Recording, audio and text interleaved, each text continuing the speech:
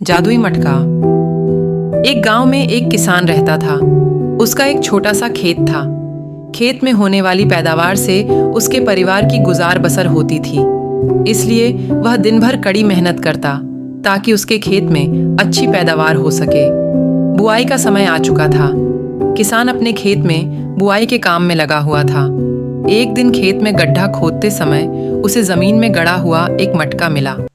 वह मटका आकार में बहुत बड़ा था, इतना बड़ा कि उसमें पूरा का पूरा इंसान ही समा जाए।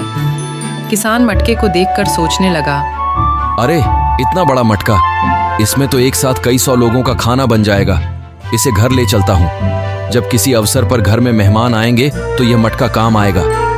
उसने मटके को जमीन से निकाला और खेत के किनारे लगे एक पेड़ के नीचे रख दिया। उसके बाद वह फिर से काम में जुट गया।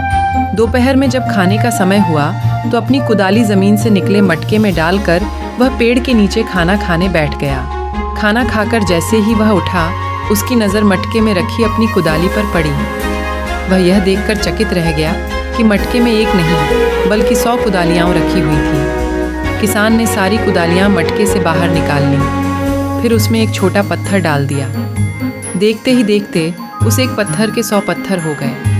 किसान को समझते देर नहीं लगी कि वह कोई साधारण मटका नहीं बल्कि जादुई मटका है जो किसी भी वस्तु को 100 गुना कर देता है। किसान जादुई मटका अपने घर ले आया। अब जब भी उसे किसी चीज़ की आवश्यकता होती तो वह उसे जादुई मटके में डाल देता।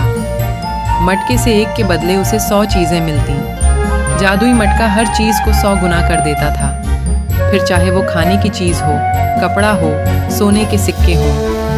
किसान को अब किसी चीज़ की कमी न रही। वह दिन पर दिन धनवान होता गया।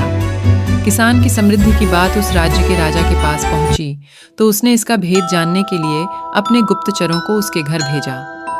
कई दिन किसान के घर का चक्कर लगाने के बाद एक दिन गुप्तचरों को किसान के जादुई मटके का भेद पता चल गया। उन्होंने यह भेद राजा को जाकर बताया। राजा लालची था। जादुई मटके के बारे में जानकर उसके मन में लालच आ गया। उसने सोचा कि वह मटका किसान के पास नहीं बल्कि मेरे पास होना चाहिए।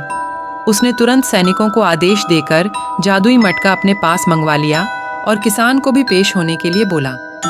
राजा के पूछने पर किसान ने उसे बता दिया कि वह मटका जादुई है और उसे वह मटका अपने खेत में मिला है। राजा बोला, राज्य की भूमि से मिली किसी भी वस्तु पर सर्वप्रथम राजा का अधिकार होता है, इसलिए इस जादुई मटके पर तुम्हारा नहीं बल्कि मेरा अधिकार है। किसान क्या कहता, वह चुपचाप सिर झुकाए खड़ा रहा।